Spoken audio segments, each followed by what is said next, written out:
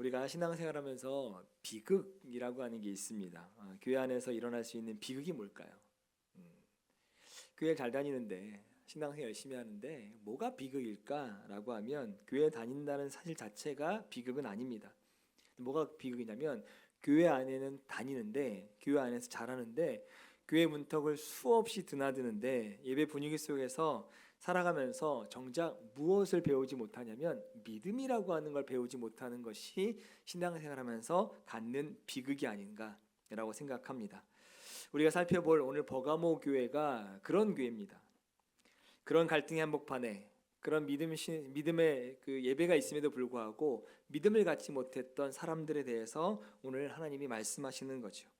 요한계시록 2장 12절에 보면 주님이 버가모 교회를 이렇게 소개하는데요. 좌우에 날선검을 가지신 이렇게 이야기합니다.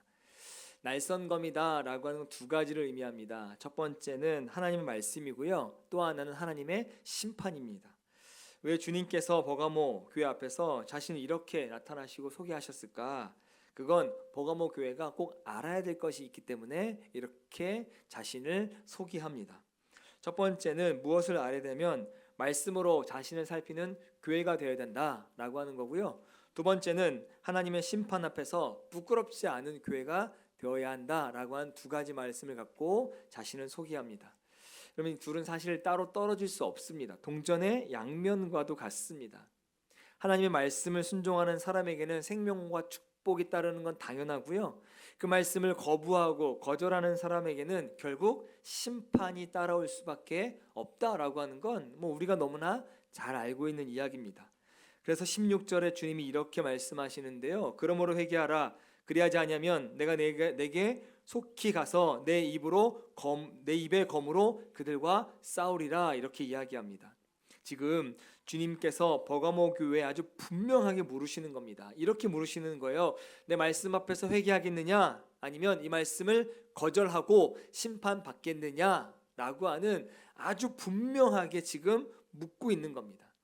그러니까 신앙생활 대충 하면 안 된다라고 하는 거고요. 적당히 분위기 속에서 묻어가면 안 된다라고 하는 겁니다. 주님의 말씀 앞에서 나를 비추고 회개할 건 회개하고 돌이킬 건 돌이키는 것, 그것이 하나님이 원하시는 신앙생활이다라고 하는 겁니다. 말씀을 듣기 좋은 장식으로 들으시면 안 됩니다. 말씀을 어떻게 들으셔야 되냐면 우리의 영혼을 해부한다. 그래서 좌우의 날선검이 우리의 심령을 쪼개는 그런 말씀으로 받으셔야지, 이거를 내가 위로받고 내가 필요하니까, 나에게 좋으니까, 내 귀에 달콤하니까 라고 하는 마음으로 그 말씀을 들으시면 안 된다라고 하는 거죠. 13절 말씀에 이렇게 고백합니다. 버가모 교회를 향해 이렇게 말씀하십니다. 내가 어디에 사는지를 내가 아노니 거기는 사탄의 권자가 있는 데라 이렇게 이야기합니다.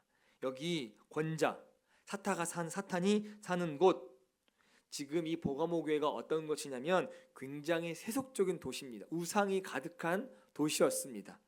우상 숭배와 타협과 세속의 권세가 가득한 곳에 지금 이 버가모 교회가 있는 겁니다. 한마디로 이야기하면 가장 발전된 도시, 그리고 가장 타협을 잘하는 도시, 가장 세속한 도시를 이야기합니다. 그 한복판에 뭐가 있냐면 교회가 있는 거예요. 그리고 그 교회 안에 끝까지 믿음을 지키는 성도들이 있었는데 칭찬하십니다.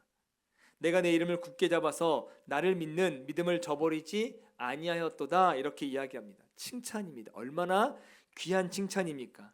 신앙을 지키는 것 자체가 손에 임에도 불구하고 알매도 불구하고 끝까지 예수의 이름을 굳게 붙드는 겁니다. 심지어 이 안디바라고 하는 충성된 증인은 순교까지 합니다. 믿음 때문에 자신의 목숨을 잃기까지 합니다. 순교 여러분 아무나 하는 거 아닙니다. 진짜 믿음 있는 사람은 하는 거고요. 순교는 제가 볼 때 하나님께서 그 믿음을 감당할 만큼의 믿음이 있는 사람에게 순교를 허락하시는 거지 아무에게나 순교를 허락하시는 것이 아니다라고 하는 거죠. 그러니까 세속적인 도시 안에 교회가 있는데 그 교회 안에 살아있는 믿음, 순교까지 할 정도의 살아있는 믿음 생활을 하고 있는 사람들이 분명히 있었다라고 하는 겁니다. 근데 문제는요, 그런 사람들이 다였으면 좋겠는데 안타깝게도 믿음을 지켰는데 또 어떤 사람은 세상과 타협하는 사람들도 있었다라고 하는 거죠. 주님이 오늘 그 부분을 책망하십니다. 요한계시록 2장 14절과 15절에 보면 버가모 교회를 향한 주님의 책망이 두 가지가 나오는데, 첫 번째는 발람의 교훈을 지키는 자들이 있었다라고 하는 것이고요. 두 번째는 니골라당의 교훈을 따르는 사람들이 있었다라고 하는 겁니다. 먼저 두 번째, 이 니골라당을 따르는 사람들을 어떻게 이야기할 수 있냐면 쾌락주의자들입니다. 몸이 원하는 대로, 마음이 원하는 대로, 욕망이 이끄는 대로, 세상이 즐겁다 하는 대로 즐기며 살아가기 시작하는 사람들입니다. 고록보다는 재미를 찾아 떠나가는 사람들, 또 순종보다 욕망을 더 중요하게 생각하는 사람들이 바로 니골라당의 사람들에 속한 사람이다라고 하는 겁니다. 그러면 발람의 교훈은 뭘까요? 우리 발람이라는 얘기를 들어보셨죠? 어디 나오냐면 구약에 나와요. 이 발람이라고 하는 건 돈의 마음이 흔들렸던 사람을 이야기하는 겁니다. 만몬주의인 거죠. 돈이 하나님보다 더 중요하다. 그래서 하나님보다 더 중요한 자리에 올라가 있는 것이 돈이라고 하는 것. 그 신앙을 쫓아가는 사람들이 발람의 교훈을 따르는 사람이다. 그런 사람들에게 그렇게 하지 말아라 라고 이야기하는 겁니다. 우리가 돈 때문에 예수님을 얼마나 뒤로 미룹니까? 돈 많은 사람들, 돈 때문에 양심을 접은 일들이 한두 가지가 아닙니다. 많은 사람들이 손해보기 싫어서 진리를 타협합니다. 돈 때문에 신앙을 배반하고 인정받고 싶어서 믿음을 내려놓고 성공하고 싶어서 말씀을 적당히 조절하는 일들이 지금 이 땅 가운데 있다라고 하는 거죠. 근데 이 땅에만 있냐? 교회 안에도 있다는 겁니다. 교회 안에도. 성도들 안에서도 있고요. 특별히 지도자들 안에서도 있습니다. 제가 이런 이야기하고 할 때마다 저는 늘 목사가, 제가 뭐 목사 대표는 아니지만 늘 사과를 한번 하고 갑니다. 제가 돈을 쫓는 건 아니지만 이렇게 저렇게 나오는 소식들에 얼마나 성도들의 마음이 무너질까. 믿고 따랐고 또 존경했고 또 정말로 목자라고 생각해서 따라갔는데 마지막 결론은 뭐만 남아요? 돈만 남는 거. 요즘에 최근에 어떤 큰 교회 목사님이 은퇴하시고 나서 수년이 지났음에도 불구하고 아들에게 개척을 좀 하고 싶다. 그 교회에서 조금 지원해달라라고 해서 뭐 100억부터 시작해서 10억까지 나옵니다. 개척하신 교회고 자신이 개척해서 강남 한복판에 큰 게 성공하셨기 때문에 큰 목회를 하시고 은퇴하셨는데, 아들에게 개척을 하고 싶으니까 내가 여기에 교회에 지분이 있다. 그러면서 뭐 거기 아파트 하나가 40억짜리다. 32평이. 그러니 아파트 값보다는 더 줘야 되지 않겠냐. 이러면서 뭐 40억부터 100억까지 이야기가 나옵니다. 마지막은 결론은 교회를 사임하셨어요. 네, 개척하셨던 원로 목사님과 아들로 있던 부목사님이 사임하셨습니다. 그걸 보면서 우리 마음 가운데 어떤 마음이 듭니까? 계속 목사는 돈 욕심 내지 말아라. 돈에 마음을 뺏기지 말아라. 하나님과 돈을 섬기는 것 중에 하나를 선택해라 라고 하는데, 마지막 결론은 뭐냐면 목사들도 그렇게 이야기했던 사람들도 다 뭘 선택하냐면 하나님이 아니라 돈을 선택하는 거예요.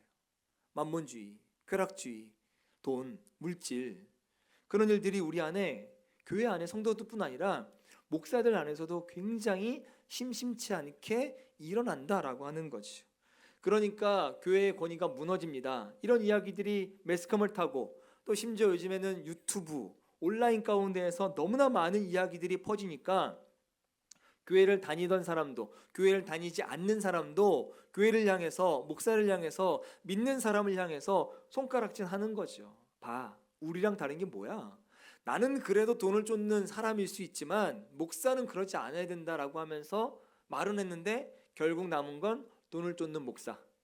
그러면 그분이 40년, 50년 목회했던 모든 건 다 감춰지고 마지막 결론에, 목사에게 결론은 뭡니까? 돈을 쫓는 목사. 아들에게 조금 더 편하게 대물림 해주고 싶은 목사. 이렇게밖에 안 남잖아요. 저는 그게 가장 교회의 큰 위기라고 생각합니다. 교회 안에 박해가 있는 것이 위기가 아니고요. 교회 안에 타협하는 것이 가장 큰 위기라고 생각합니다. 노골적으로 예수님을 부인한 것보다 더 무서운 것이 무엇이냐면 예수님을 믿는다고 말하면서도 실제 삶에서는 세상의 가치관을 따르는 거죠. 32평 아파트가 강남에서는 40평이니 거기에 2배 되는 돈을 줘야 되지 않겠냐. 어떻게 이렇게 서슴없이 얘기할 수 있을까요? 성도들의 헌금이 40억이 모이려면 여러분 얼마나 모여야 될까요? 성도들의 헌금은 100억을 모이려면 여러분 얼만큼 헌금하셔야 돼요? 그 돈을 아무렇지 않게 당회에 가서 성도들한테 이걸 달라? 모르겠습니다. 아직 제가 이제 막 목회 시작한 지 10년밖에 안 됐고 이제 아름다운 교회 온 지 석 달밖에 안 돼서 제가 지금 여기에 여러분들에게 이렇게 달라 저렇게 달라 할 수 없어서 그런지 모르겠는데 제가 늘 우리 기도하시지만 제가 늘 마음 가운데 조심하는 건 지금의 마음이 변치 않기를 하고 저도 여러분들에게 간청합니다. 여러분의 마음도 변치 마셔야 돼요.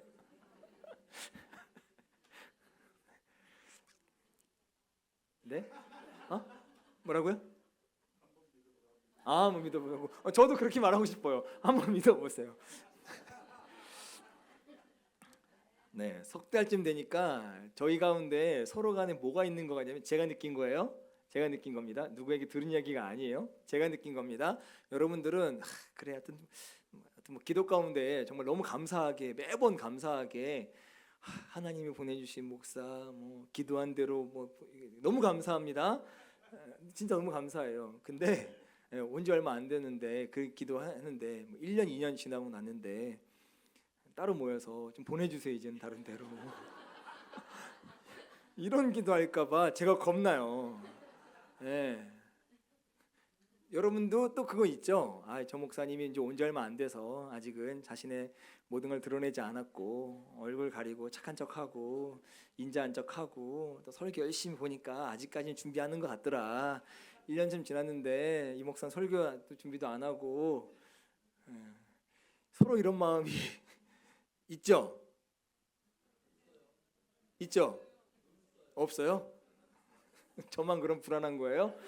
여러분의 마음이 변할까봐? 네. 그래서 이런 겁니다. 교회 안에 그런 마음들 계속 유지하면 저는 제가 가진 마음을 은퇴할 때까지 유지하고 여러분이 마음이 제 장례식이 올 때까지 유지하면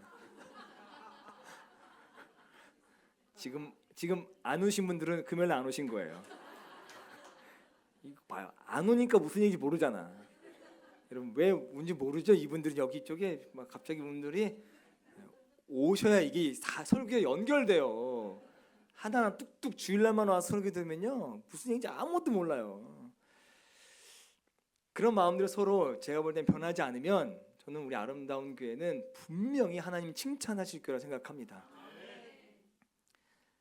주님이 어떤 교회의 길을 보여주냐면 회개하라고 이야기해요. 이거요 예수를 모르는 사람에게 회개하라는 이야기하지 않고요 예수님을 아는 사람에게 신앙생활을 하고 있는 사람에게 회개하라고 이야기한다고요. 그리고 회개하는 자에게 놀라운 약속을 주시는데요 2장 17절 이기는 그에게는 내가 감추었던 만나를 주고 또 흰돌을 줄 터인데 이렇게 이야기합니다.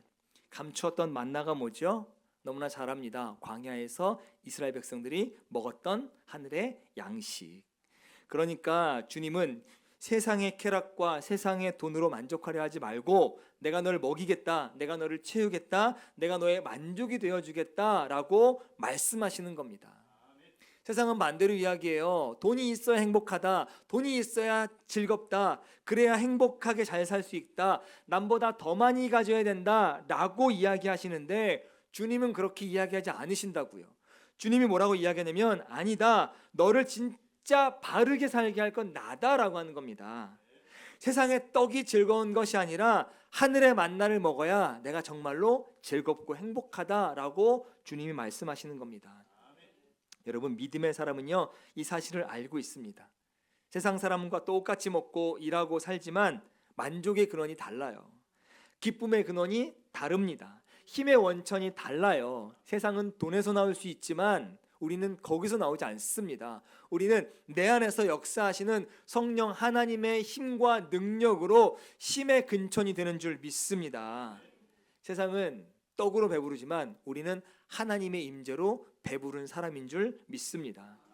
또 주님이 뭐라고 말씀하시면 흰 돌과 새 이름을 주시겠다 이렇게 이야기합니다. 이건 거룩한 인정의 표이고요, 새로운 정체성을 우리에게 주신다라고 하는 겁니다. 세상은 우리를 실패자라고 부르기도 합니다. 한번 산 인생 남자답게 한번 또 이렇게 사업도 하고 돈도 좀 벌어보고 즐길 것도 즐겨보고 라고 해야지 않겠냐라고 이야기해요. 그걸 아무것도 즐기지 못하는 사람들에게는 실패자란 낙인이 찍힐 수도 있습니다. 그리고 시대에 뒤떨어졌다 이렇게 이야기할 수도 있습니다. 근데요, 주님은 우리에게 뭐라고 말씀하시냐면 새 이름을 주시겠다는 거예요. 가진 자들에게, 즐기는 자들에게, 성공한 자들에게 승리자, 성공자라고 하는 이름이 세상이 주는 이름일 수 있지만 주님은 다른 이름을 주신다라고 하는 겁니다. 주님 안에서 새로워진 사람, 주님 때문에 변화된 사람, 은혜로 다시 태어난 사람, 그리고 우리의 인생 가운데 가장 영광스러운 이름, 주님의 자녀. 그 이름을 우리에게 선물로 주시겠다 이렇게 말씀하는 겁니다. 그러므로 버가모 교회가 우리에게 주는 가장 중요한 교훈은 이겁니다. 믿음을 지켜야 한다라고 하는 겁니다. 여러분, 교회의 가장 큰 재산이 뭘까요? 교회의 가장 큰 재산, 건물일까요? 통장에 있는 돈일까요? 아니면 주일마다 드려지는 헌금의 액수일까요? 사람의 숫자? 아닙니다. 교회의 가장 큰 재산은 예수 그리스도를 믿는 믿음입니다. 믿음이 있으면 다시 일어설 수 있어요. 믿음이 있으면 눈물 중에도요, 우리 소망을 붙들 수 있고요, 믿음이 있으면 세상이 흔들려도 무너지지 않습니다. 믿음이 있으면 기도할 수 있고 용서할 수 있고 기다릴 수 있고 끝까지 사랑할 수 있는 것, 그거 다 믿음 안에서 있을 때 가능한 일입니다. 그러니까요, 믿음이 없으면 겉으로 아무리 많은 것을 가진다 해도 결국 무너질 수밖에 없는 것이 믿음의 공동체예요. 믿음의 공동체라고 해서 다 올바로 서 있을 수 없습니다. 저는 우리 공동체의 자랑이 건물이 아니기를 바랍니다. 우리 공동체의 자랑이 규모가 아니기를 바랍니다. 우리 공동체의 자랑이 무슨 숫자 그리고 헌금의 액수가 있는 것이 아니길 바랍니다. 우리 진짜 믿음의 자랑은 바로 믿음의 사람들 안에 모인 공동체라고 하는 것이 우리의 자랑이 됐으면 좋겠습니다. 그러면 우리가 남는 것이 있어요. 뭐만 남냐면 예수님밖에 안 남습니다. 그 예수님이 우리의 자랑이어야 된다는 거죠.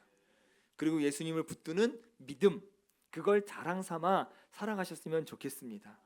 그 어떤 것도 예수님의 이름보다 귀하지 않습니다. 그 어떤 성공보다 구원보다 성공도 구원보다 귀하지 않습니다. 어떤 쾌락도 거룩보다 가치 있지 않고요, 그 어떤 돈도 깨끗한 양심보다 소중하지 않습니다. 우리가 구원받은 것도 믿음으로 구원받았고요, 하나님의 자녀가 된 것도 믿음으로 하나님의 자녀가 됐습니다. 기도하시는 기도 제목들이 있으시죠? 그 기도에 문을 여는 것도 믿음입니다. 삶의 의미와 참된 보람을 얻어가는 것도 믿음이고요, 끝까지 승리하게 하는 것도 믿음인 줄 믿습니다. 그러니까 여러분, 교회 안에 머물지 않으셨으면 좋겠습니다. 그런 책이 있어요. 교회 다니지 말고 교회가 되라 라고 한 책이 있습니다. 저도 오래전에 읽어가지고 그 내용이 다 기억나진 않지만 재밌습니다. 교회 다니지 말고 교회가 되라. 종교 생활하지 말고 하나님의 자녀가 되라라고 하는 겁니다. 교회 왔다 갔다 한다고 성경책 들고 왔다 갔다 한다고 믿음이 생기는 게 아니라는 겁니다. 그 안에서 진짜 믿음의 공동체 안에서 신앙의 성장과 성숙을 이룰 수 있도록 믿음을 갖고 예수 그리스도를 붙들라라고 하는 겁니다. 예배 자리에 출석하는 것 그치지 말고 주님을 붙드셨으면 좋겠습니다. 세상 속에서 흔들릴 수 있어도 믿음까지 버리는 사람이 되지 않으시기를 주님의 이름을 간절히 축원합니다. 그러니까 우리가 평생 간직해야 할 가장 아름다운 간증은 이겁니다. 하나님, 나는 완벽하지 않지만 끝까지 믿음을 놓치지 않겠습니다. 나는 많이 넘어졌지만 늘 주님께 다시 돌아갑니다. 나는 세상 속에 살지만 세상에 속한 사람으로 살지 않겠습니다. 여러분, 이런 간증을 가진 사람이 건강한 신앙인입니다. 이런 신앙이 가정을 살리고요, 교회를 살리고 병든 이웃을 살리고 병든 세상을 살리고 자녀들을 변화시키게 되는 줄 믿습니다. 우리 버가모 교회 앞에 서 계셨던 주님이 오늘도 우리 앞에 서서 이렇게 말씀하십니다. 말씀의 검을 가지고 우리를 부르십니다. 세상과 타협하지 말라라고 하는 겁니다. 쾌락과 돈의 유혹 앞에 넘어지지 말라라고 하는 겁니다. 그러면서 끝까지 뭘 지키라고요? 믿음을 지켜라. 주님을 향한 믿음을 지켜나가야 된다, 이렇게 말씀하십니다. 오늘 말씀이 우리 모두의 결단이 되시기를 바랍니다. 주님, 어떤 시대를 살든지 믿음을 지켜나가게 도와주시옵소서. 특별히 지금의 시대는 믿음을 지켜나가기가 더 어려운 시대라고 생각합니다. 그러니까 믿음을 지켜나가는 건 하나님 보시기에도 더 소중할 거라고 생각해요. 그러니까 믿음을 지켜나가기 어려운 이 시대에 구별되고 분별돼서 거룩하게 믿음을 지켜나가시기를 주님의 이름을 간절히 축원합니다. 그래서 우리의 자랑은, 우리 아름다운 교회 공동체의 자랑은 목사도 아니었으면 좋겠고요. 제가 어디 가서 꼭 이런 얘기 하지 않으셨으면 좋겠습니다. 제가 참 진짜 되게 웃기긴 해요. 옛날부터 되게 웃기긴 한데요. 큰 교회 다니는 사람들 보면 자신 있게 얘기해요. 만나교회 다닌다, 선한목자교회 다닌다, 뭐 이러게. 그리고 목사님, 유명하신 목사님 있잖아요. 나 유기성 목사님 교회 다녀. 제가 진짜 싫어하는 거예요. 우리는 어떤 교회 다니는 거예요? 아니에요. 하나님의 교회 다니는 거예요. 잘못하면 이단이 되긴 하는데 잘 얘기하셔야 돼요. 여기 근처에 또 하나님의 교회가 있더라고요. 우리는요, 하나님의 교회를 다니는 건데요, 맞아요, 아름다운 게 다닌다고 이야기하면 돼요. 그리고 우리 교회가 뭐 아까 말한 대로 뭐 꿈의 교회보다 또 만나 교회보다 선한목자 교회가 보다 규모가 작다고 해서 움츠러들 필요 없습니다. 그리고 꼭 하나 말씀드리는 건, 우리 목사 이름 얘기하면서 목사님 교회 다닌다 하지 마세요. 이건 중요한 겁니다. 이건 제 교회도 아니에요. 제 교회예요? 마음대로 해도 돼요? 여러분이 원하시면 마음대로 하고요. 원하시면 제 교회라고 생각하면 인정해 주시면 제가 한번 마음대로 해보겠습니다. 동의하에. 제 교회 아니에요. 그러니까 어디 가서 아름다운 교회 다닌다라고까지는 하셔요. 근데요, 정상선 목사님 교회 다닌다, 이건 말도 안 되는 거. 말도 안 되는 겁니다. 이건 그냥 정상선 목사님이 목회하 하시고 계신다, 그리고 아름다운 교회를 다닌다, 이러면 되는 겁니다. 그리고 어디 가서 주눅들 필요 없습니다. 그러니까요, 우리는 목사가 자랑되는 교회도 아니고요, 성도가 자랑되는 교회도 아니고요, 건물 또 무슨 액수, 헌금의 액수, 이런 것들을 자랑하는 교회가 아니고요, 우리 교회는 정말 끝까지 믿음을 지키는 믿음의 사람들로 뭉쳐진 공동체다라고 하는 것이 자랑이었으면 좋겠습니다. 그 한 분 한 분이 여러분이십니다. 그 한 명 한 명 공동체가 여러분이세요. 그걸 자랑으로 삼으셨으면 좋겠습니다. 그 믿음으로 살아가면서 이 지역을 밝게 비추고, 이 지역 가운데에서 병들고 또는 소외되고 있는 사람들을 향해서 구원의 소리를, 믿음의 소리를 우리 목소리로, 또 말로, 손으로, 발로 옮겨주시는 사랑하는 아름다운 교회 성도 되시기를 주님의 이름을 간절히 축원합니다.